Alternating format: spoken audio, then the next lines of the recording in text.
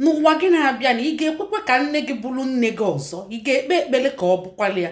Ọtụtụ sikwa ọtụtụ si olo, ọtụtụ si never, ịmago God forbid, something like that. Ịmago reason best known to them wee gbaa n'aka sị hey, ịmakwa na ọtụtụ mana nnefe abụrụ ezigbo nne.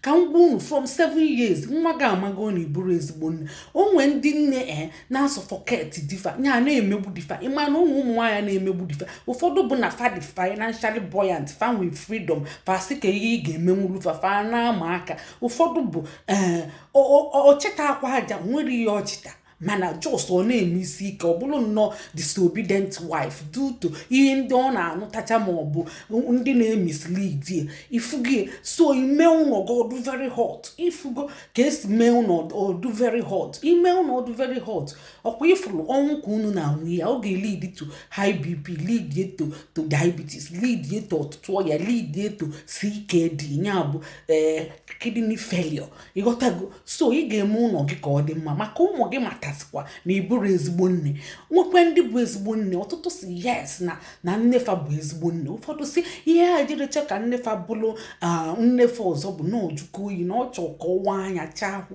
Ụfọdụ si na ọ gbarapụ ụfa wee nụgha di, ọ chọọ dị ịma maka ọtaba afụfụ n'aka step mother.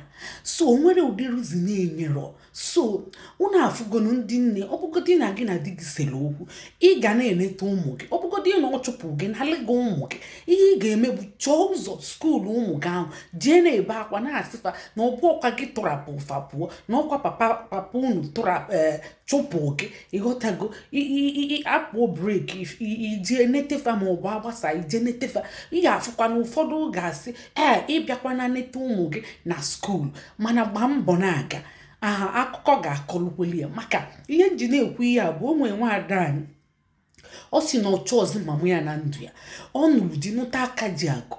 Onye ọzọ ka ọ chọọ ka ọ bịa n'ọmụgwọ, ọ chọrọ ka mama ya bịa n'ọmụgwọ. Ọ si na alụlụ a na mama ya na-alụ mgbe ọ nọ ma mgbe o pempe ka o si emegbu papia, ka o si emegbu fa, na mama ya bụ selfish, na ọsọsọ onwe ka ọ maara, ọ bụrụ ezigbo nne, na ọ kpọ ụfa ntụ n'isi, na ọ kọ ụfa monde hama, na ọ bụ ajọ nne. Ọkwana ya ọ si na ọchọ ọzọ mama ya na ndụ ya.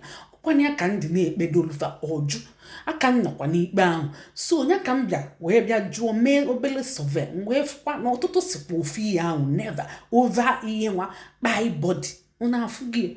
So ka anyị kaba arụbụla ezigbo nne na-eme ọfụma na sacrifice. Ịghọtago? Ndewo na ụmụnne, afa m Blọọlọ Nneka Ijelenze. Ọ bụ na mba Eliza ka nsị na-ewetela unu ozi ọma. Tinyelu na anyị aka n'akara efu na ya ma kesakwa ka emesịa.